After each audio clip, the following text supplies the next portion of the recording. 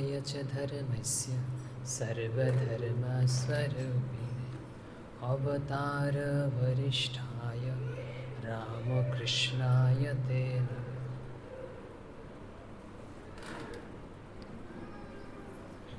শ্রীরামকৃষ্ণ বলছেন যে শঙ্খচিলকে প্রণাম করে ভক্তরা রয়েছে, তো ভক্তদেরকে প্রশ্ন করছেন যে শঙ্খচিলকে কেন প্রণাম করা হয় জানো, ভক্তরা কেন প্রণাম করে?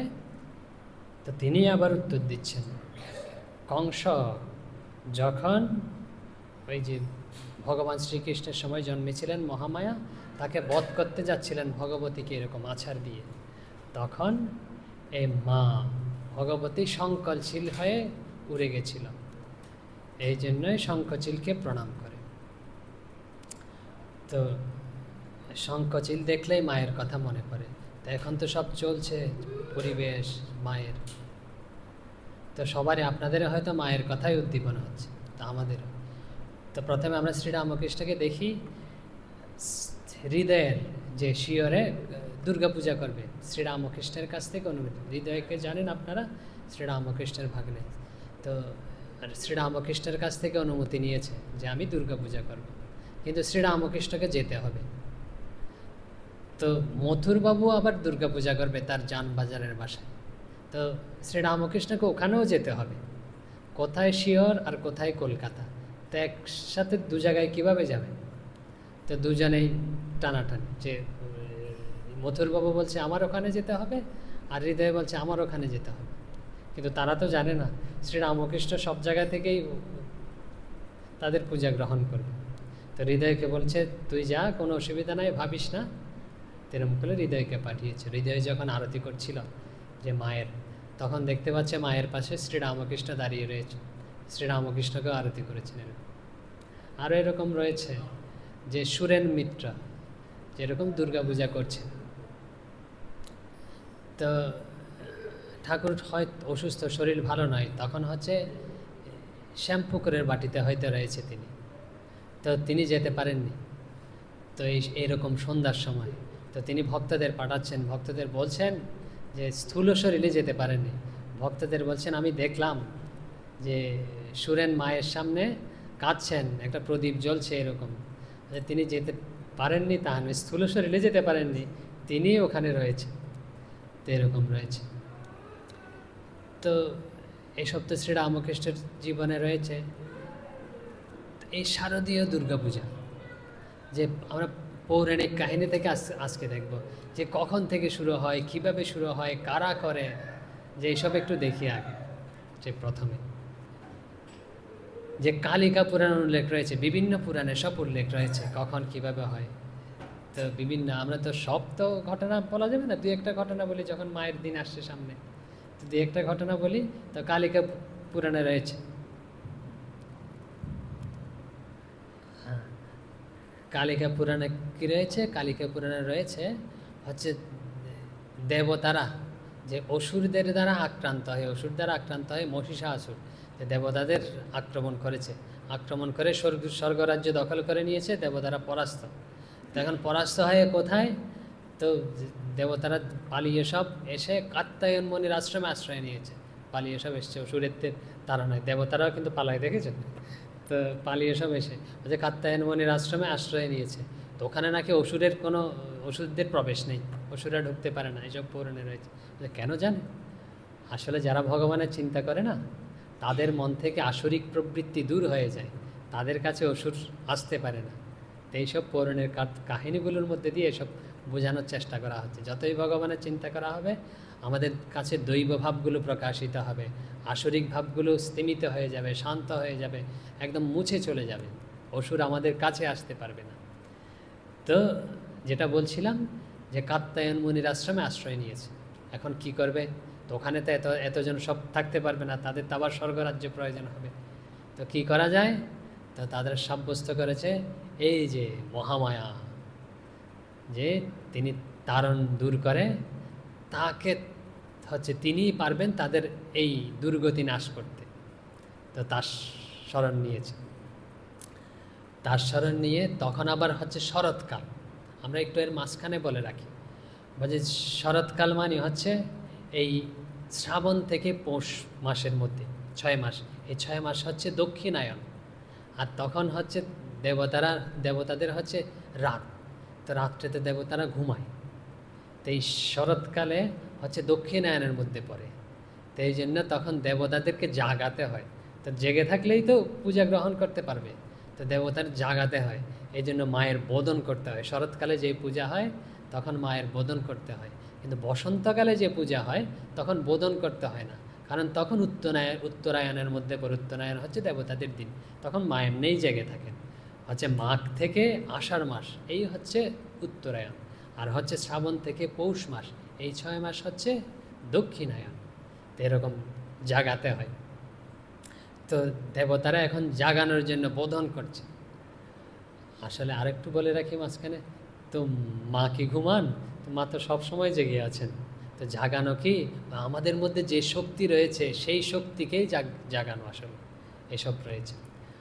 তো মার যে এরকম স্তব করছে দেবতারা, স্তব করতে করতে মা জাগ্রত হয়েছে। জাগ্রত হয়ে এই কৃষ্ণপক্ষের নবমী তিথিতে, শুক্লপক্ষের নবমী তিথিতে কিন্তু দুর্গাপূজা হয়, শুক্লপক্ষের ষষ্ঠী প্রতিপদ এসব তিথিতে, কিন্তু কৃষ্ণপক্ষের নবমী তিথিতে এই দেবতারা মাকে জাগিয়েছিলেন, মানে দেবতারা মায়ের বোধন করেছিলেন তখন, এই কৃষ্ণপক্ষের নবমী তিথি, তখন মা জাগ্রত হয়েছিলেন। এই দশভূজা আবির্ভূতা হয়েছিলেন দেবতাদের সামনে। আর পরবর্তীতে সপ্তমীতে, শুক্লপক্ষের সপ্তমী তিথি যখন এসছে, তখন দেবতাদের যে তেজ, সেই তেজ সব হচ্ছে মাকে প্রদান করেছিলেন। আসলে আমরা একটু উল্টো করে বলছি, মায়ের শক্তিতেই দেবতারা শক্তিমান।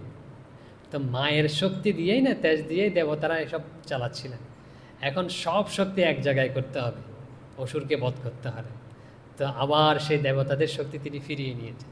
সেই শক্তিতে তিনি উদ্দীপ্ত হয়ে দেবী রূপে আবির্ভূতা হয়েছেন এই সপ্তমী তিথিতে তখন। তারপর সপ্তমী তিথি, অষ্টমী তিথিতে তাকে অলঙ্কার বিভিন্ন অস্ত্র শস্ত্র দিয়ে দেবতারা সজ্জিত করেছেন। আর নবমী তিথিতে তিনি মহিষাসুরকে বধ করেছিলেন। আর মহিষাসুরকে বধ করার পরে দেবতারা তাকে পূজা করেছিলেন। এই যে আমাদের প্রতিমা তৈরি হয় দেখতে পান, এরকম অসুর রয়েছে মহিষাসুর। সেই মহিষাসুর ওখান থেকেই, কালিকা পুরাণের কাহিনী থেকেই সেই মহিষাসুরের বধের উৎপত্তি। তো এই হচ্ছে কালিকা পুরাণের। তারপর পরের দশমীতে আবার তারা আনন্দ উৎসব করেছিল, স্বর্গরাজ্য ফিরে পেয়েছিল, তারপরে মাকে বিসর্জন করেছিল। এসব এটা হচ্ছে কালিকা পুরাণে রয়েছে এরকম কাহিনী উল্লেখ। এখন অন্য জায়গায় কি রয়েছে একটু দেখি। ওই যে দেবী ভাগবতে রয়েছে, দেবী ভাগবতে কি রয়েছে আমরা দেখি, কয়েকটা রয়েছে। প্রথমটা দেখি, আপনারা জানেন দক্ষ, প্রজাপতি দক্ষকে সবাই চিনেন। সেই প্রজাপতি দক্ষ যজ্ঞ করেছিলেন, মহান যজ্ঞ, আর সব দেবতাদের নিমন্ত্রণ করেছে, কিন্তু একমাত্র শিব ছাড়া। শিবকে বর্জন করেছে, ভগবানকে বাদ দিয়ে এই যজ্ঞ করেছিলেন প্রজাপতি দক্ষ। তো ভগবানকে বাদ দিয়ে তো কোনো কাজ ফলপ্রসূ হয় না। আর ওখানে শিবের নিন্দা করছিলেন। তখন সতী দেহত্যাগ করেছে, মানে শিবের নিন্দা শুনতে না পেরে, যে মহাদেবের নিন্দা শুনতে না পেরে দেহত্যাগ করেছে। আর দেহত্যাগ করার পরেই এই অষ্টমী তিথিতে তিনি ভদ্রকালী রূপে আবির্ভূতা হন এই দক্ষের যজ্ঞ বিনাশ করার জন্য। এই জন্য আপনারা যখন মন্ত্র বলেন পুষ্পাঞ্জলির মধ্যে দেখবেন কি বলা হয়, দক্ষযজ্ঞ বিনাশিন্যই। আরও আছে কিভাবে আবির্ভূত হয়েছিলেন, তার সাথে কোটি কোটি যোগিনী ছিল, তার সব সঙ্গী ছিল কোটি কোটি যোগিনী। তো বলছেন দক্ষযজ্ঞ বিনাশিন্যই মহাঘোরায়, তিনি মহাঘোর রূপ ধারণ করেছিলেন। ঘোর বুঝতে পেরেছেন, অশান্ত রূপ, তাকে শান্ত করা যাচ্ছিল না, কারণ এরকম ভগবানকে বাদ দিয়ে কাজ করা হচ্ছে। এরকম ভগবানকে বাদ দিয়ে কাজ করা হলে এরকমই হয়। তিনি এরকম অশান্ত হয়েছিলেন, এই জন্য মহাঘোরাই বলা হয়। তারপরে যোগিনী কোটি পরিবৃতাই, যোগিনী কোটি মানে এই যে কোটি কোটি যোগিনী তার সাথে এসেছিল, যোগিনী কোটি পরিবৃতাই।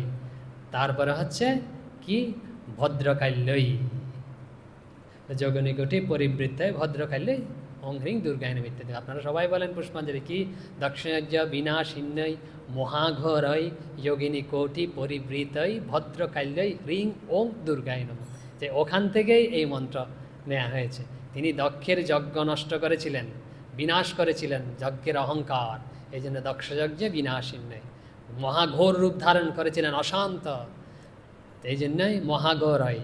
তার কোটি যোগিনী সব পরিবৃতা ছিলেন, এই জন্য যোগিনী কোটি পরিবৃত্তায়। আর তিনি ভদ্রকালী রূপ ধারণ করে আবির্ভূতা হয়েছিলেন, এই জন্য ভদ্রকাল্যই। ভদ্রকালী কেন? ভদ্রকালী নামের অর্থ কি? ভদ্র, ভদ্র মানে হচ্ছে মঙ্গল, শোভন। আর কালী বিপরীত, কালী নামের অর্থ কি? বলছে কলনাথ, বলে সব কিছু কলন করে বলে, গ্রাস করে বলেই তাকে কালী বলা হয়।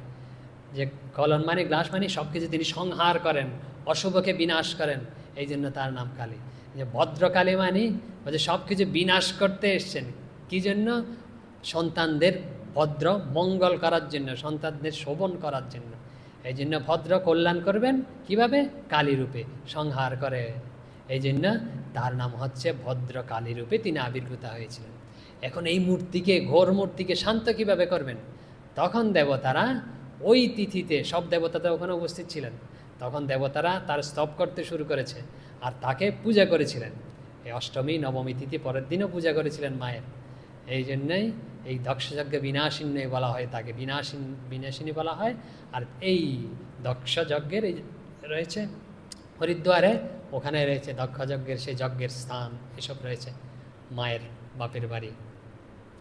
তো তাকে এই জন্য দক্ষযজ্ঞ বিনাশিনী বলা হয়। মহাঘোরাই যোগিনী কোটি পরিবৃত্তে ভদ্রকালী হিং দুর্গায় নম, এই দেবী ভাগবতের কথা অনুযায়ী। দেবী ভাগবত আরও রয়েছে, আপনারা জানেন রামচন্দ্র, ভগবান রামচন্দ্র তো রাজ্য হারিয়েছে নিজের, তারপরে মা সীতাকে রাবণ উঠিয়ে নিয়ে গেছে, এরকম সব চলছে। তখন তিনি বনবাসে রয়েছেন, তো কিভাবে এখান থেকে, এই দুর্গতি থেকে তিনি পরিত্রাণ পাবেন? রাম খুব চিন্তাগ্রস্ত, কিভাবে রাবণকে বধ করবেন, কিভাবে এই লঙ্কা বিজয় করবেন, কিভাবে মা সীতাকে উদ্ধার করবেন, এসব নিয়ে তিনি চিন্তিত। তখন নারদ এসে তাকে পরামর্শ দিলেন, একমাত্র একজনই পারে তোমাকে এই দুর্গতি থেকে পরিত্রাণ দিতে, বলছে তুমি ভগবতী দুর্গা দেবীর আরাধনা করো, নবরাত্রি আসছে সামনে, এই নবরাত্রিতে তার আরাধনা করো এবং তার পূজা করো। মা তুষ্ট হলেই তিনি হচ্ছেন এই লঙ্কা বিজয় তোমাকে করিয়ে দিতে পারে, রামকে বধ করিয়ে দিতে পারে। তখন এই মা দুর্গার আরাধনা এই শরৎকালে করেছিলেন ভগবান রামচন্দ্র। কোথায় করেছিলেন? লঙ্কায় নয়, কিন্তু তিনি করেছিলেন কিষ্কিন্ধায়, ওই যেখানে ইয়েদের মহাবীরদের জায়গা, ওখানে তিনি কিষ্কিন্ধা যে পাহাড়ের উপর বেদি তৈরি করে এই নবরাত্রি পালন করেছিলেন এবং মায়ের পূজা করেছিলেন। মা তাকে, এই শ্রীরামচন্দ্রকে অষ্টমী তিথিতে তুষ্ট হয়ে তার পূজায় দর্শন দেন এবং বলে, ঠিক আছে, তুমি যেটা মনে আকাঙ্ক্ষা করেছে সেটাই হবে, কিন্তু তুমি যখন লঙ্কায় গিয়ে পৌঁছাবে ওখানে গিয়ে আরেকবার আমার পূজা করবে। তো শ্রীরামচন্দ্র যখন লঙ্কায় পৌঁছেছেন তখন বসন্তকাল চলে এসছে, এই শরৎকালে কিষ্কিন্ধায় করেছেন, আর এই 6 মাস লেগেছে লঙ্কায় যেতে।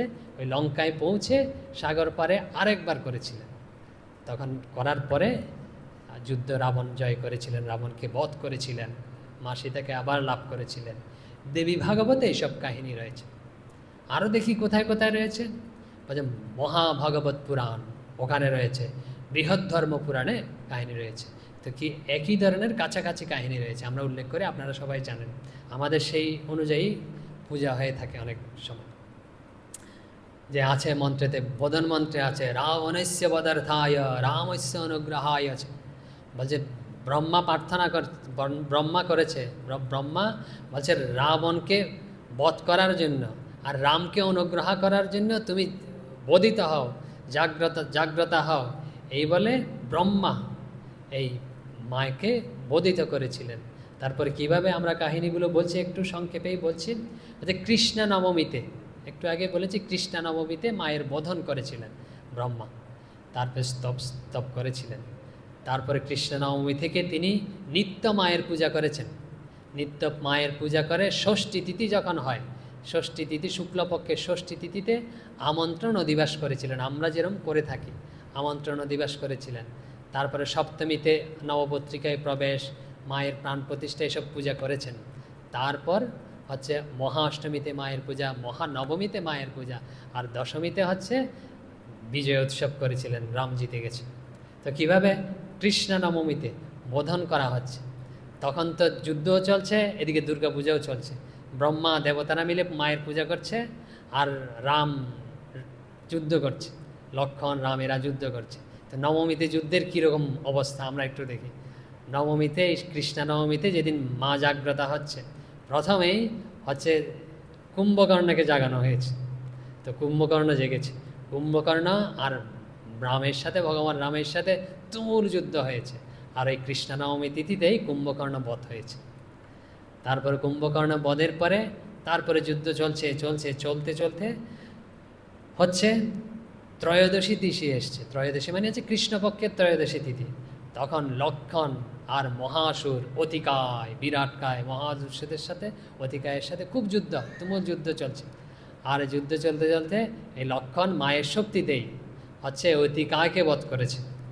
এরকম চতুর্দশীতে রাবণ সাক্ষাৎ যুদ্ধ করতে এসছে, বলছে আমার ভাইকে মেরে দিয়েছে, আর এসব যুদ্ধ দীর্ঘায়িত করা যাবে না, আমি শেষ করে দেবো সবাইকে। কোথায় দুটো বাচ্চা ছেলে বনবাসী কোত্থেকে এসছে, বানর কতগুলো ধরে নিয়ে এসছে, আবার আমার ত্রিলোকপতি আমার সাথে যুদ্ধ করতে এসছে, আমি যুদ্ধ শেষ করে দেবো এখনই, এসব আর লোকক্ষয় হতে দেব না।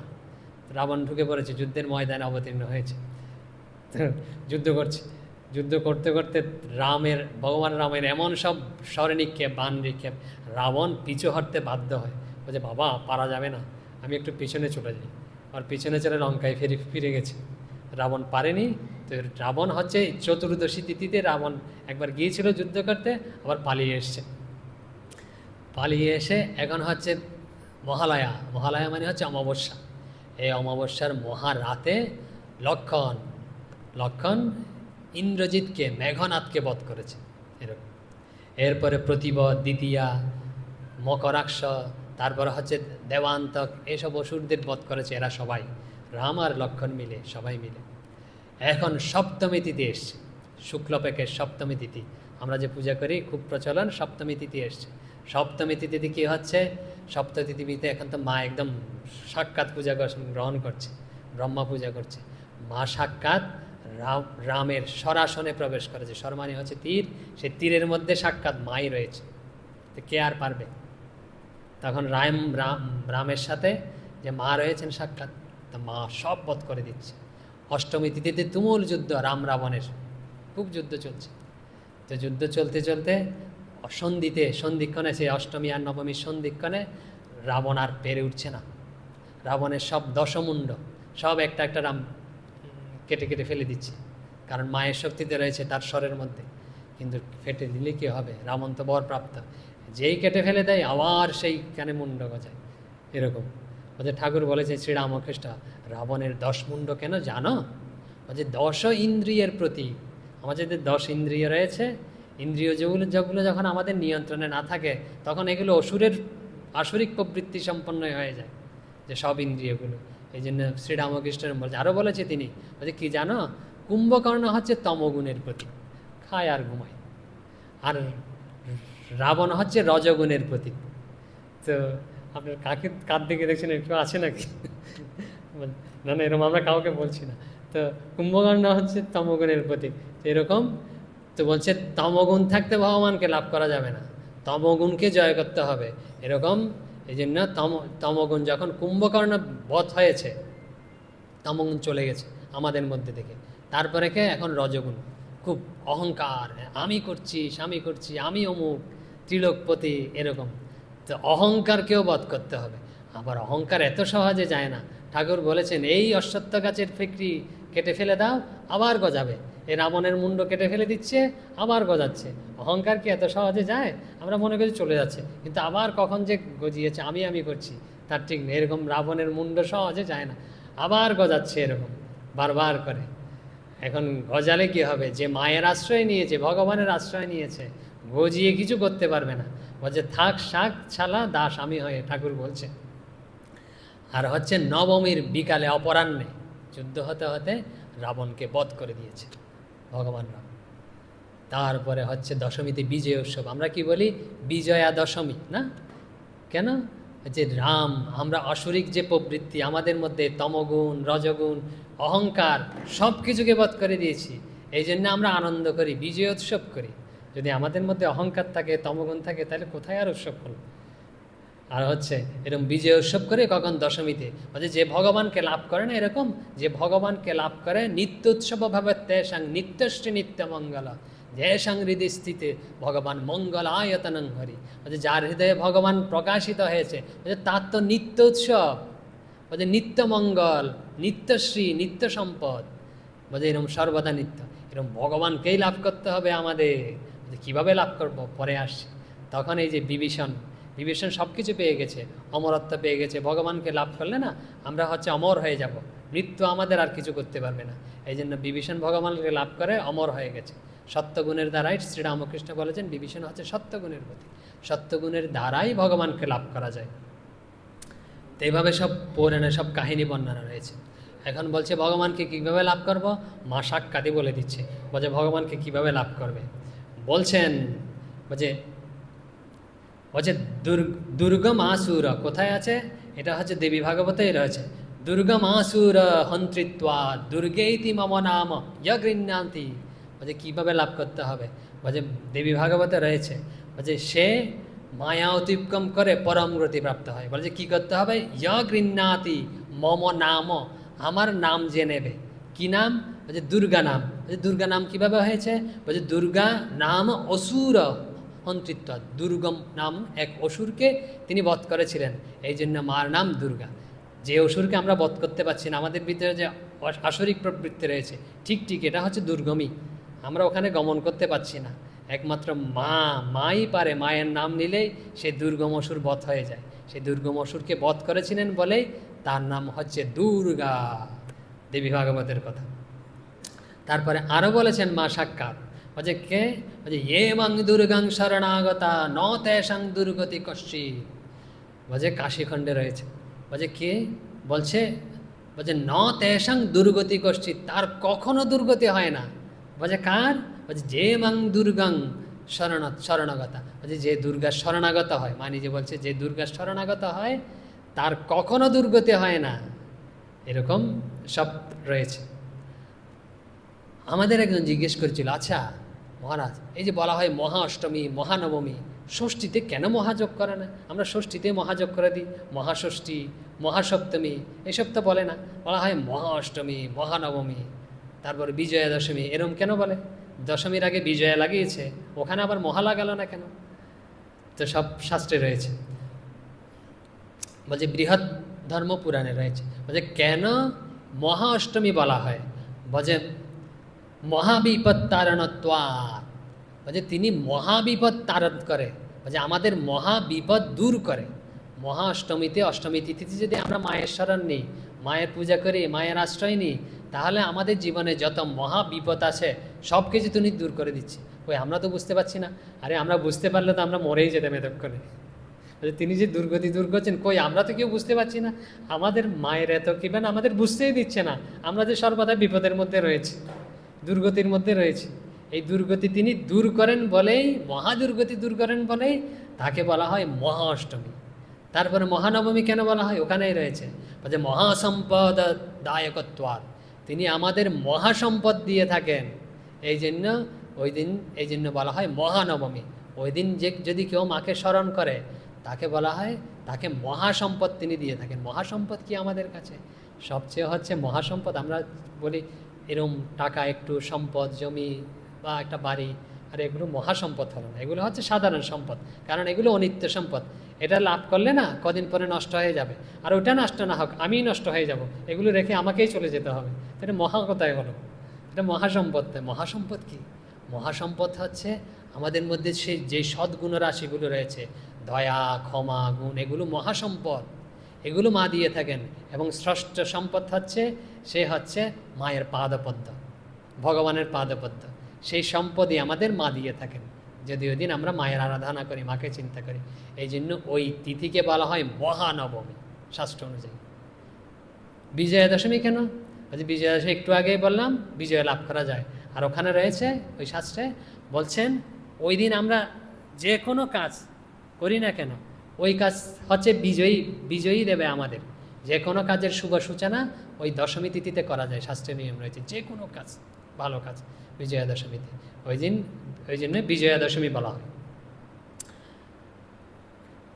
আর এই দুর্গা পূজাকে মহাপূজা কেন বলা হয়? যে দুর্গা পূজা অন্য পূজাকে তো আমরা মহাপূজা বলি না, বিভিন্ন ধরনের পূজা আমাদের রয়েছে। এই দুর্গা পূজা মানে হচ্ছে মহাপূজা। বলছে মহাপূজার লিঙ্গ পুরাণ রয়েছে, মহাপূজার 4টা অঙ্গ থাকতে হবে, একটা অঙ্গ কম হলেও মহাপূজা হবে না। বলছে কি 4টা অঙ্গ বলছেন ওখানে? বলছেন বলছে শারদীয়া মহাপূজা কর্মময়ী। কর্মময়ী মানে কি? বলছে মহাস্নান। আপনারা পূজা যারা দেখেছেন তারা জানবেন যে মাকে মহাস্নান করা হয়, সাধারণ স্নান নয়, মহাস্নান। তারপরে মহাস্নানের পরে পূজা শুরু হয়, অনেকক্ষণ ধরে পূজা করা হয় মায়ের। তারপরে হচ্ছে নবমীতে হোম করা হয়, আগুন জেলে আহুতি দেওয়া হয়। তারপরে কি? তারপর নবমীতে বলিদানও করা হয়, সন্ধিতেও বলিদান রয়েছে, নবমীতেও বলিদান রয়েছে। অন্য সময় হবে মহাস্নান মানে কি, পূজা মানে কি, হোম মানে কি, একটা জিনিস অনেক বড়, অত দীর্ঘায়িত আমরা করছি না। এখন আমরা কি বলি মন্ত্র, সর্বমঙ্গল মঙ্গল্যে শিবে সর্বার্থ সাধিকে শরণ্যে ত্রম্বকে গৌরী নারায়ণী নমস্তুতে। তা আমরা কি বলছি এগুলো, তাই তো? একটু আগে বলেছে, মা বলেছে যে আমার নাম নেয় না সে হচ্ছে যে মহা দুর্গমসুরকে বধ করতে পারে, আর হচ্ছে সে মহাদুর্গতি থেকে পরিত্রাণ পায়। এগুলো সব আমরা মায়ের নাম নিচ্ছি।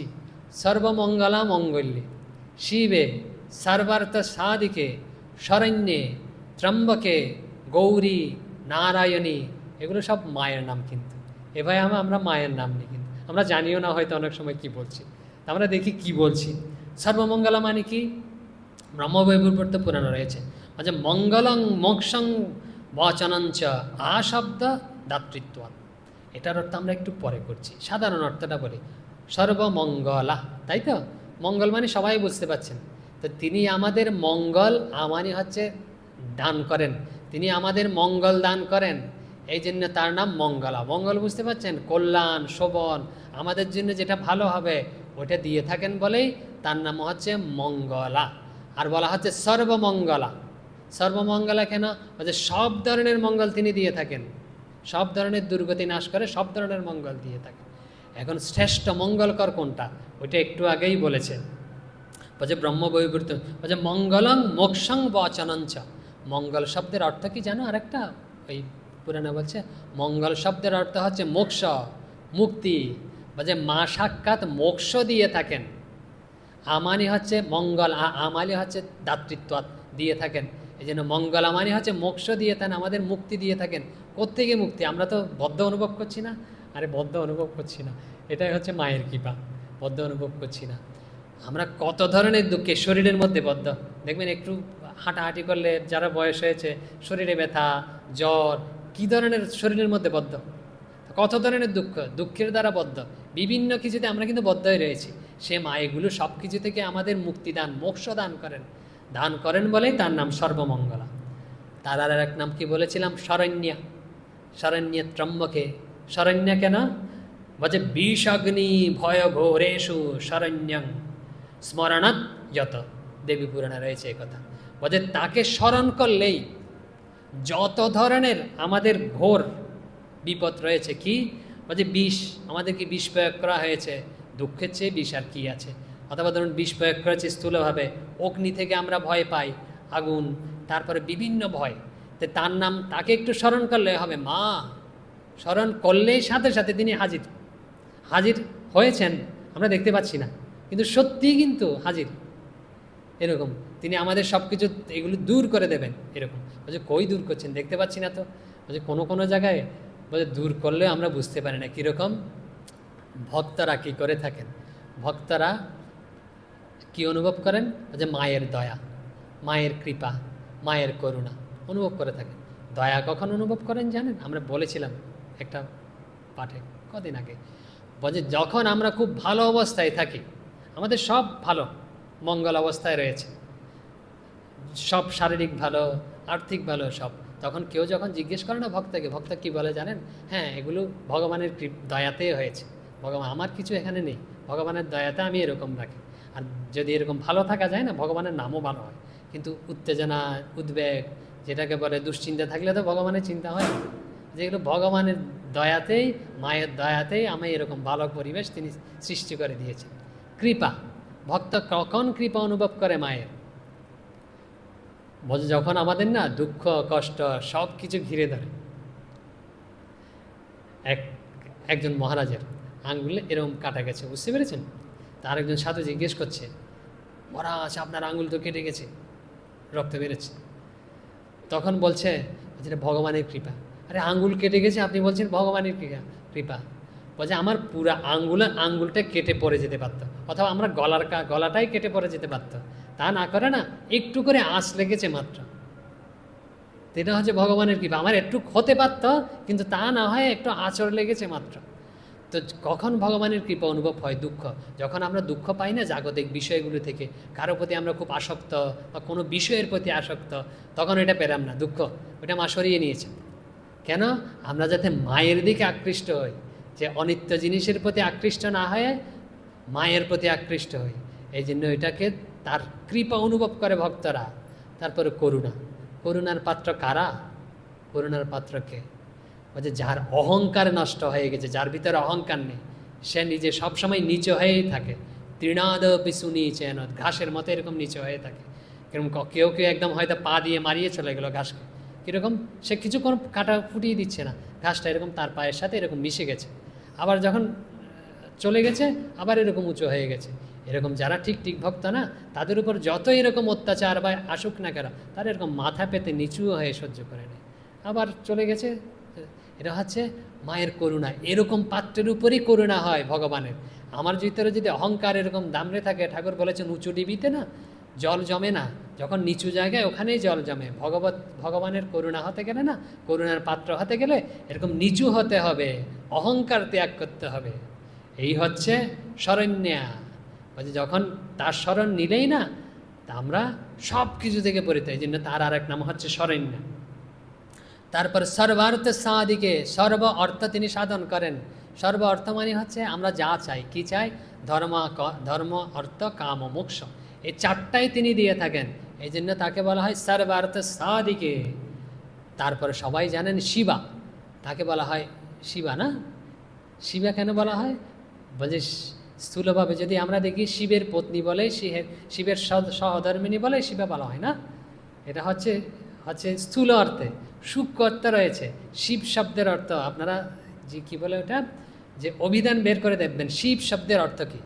শিব শব্দের অর্থই হচ্ছে মঙ্গল। শিব শব্দের অর্থই হচ্ছে মঙ্গল।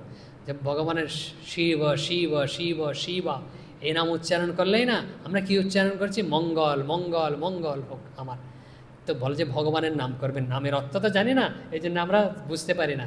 তো কেউ যদি আমরা কাউকে ডাকি, কোনো একজন নাম ধরে, ধরুন অমুক এদিকে আসো, তো নাম ধরে যাকে ডাকি সেই তো আসবে। যদি আমরা সারাদিন মঙ্গল মঙ্গল করতে থাকি, আমাদের কাছে মঙ্গলই আসবে, অমঙ্গল কখনো আসবে না। এই জন্য যদি ভগবানের নাম করতে থাকি, শিবা সব নামেরই এরকম অর্থ দাঁড়ায়। এই শিবা নামের অর্থই হচ্ছে মঙ্গল।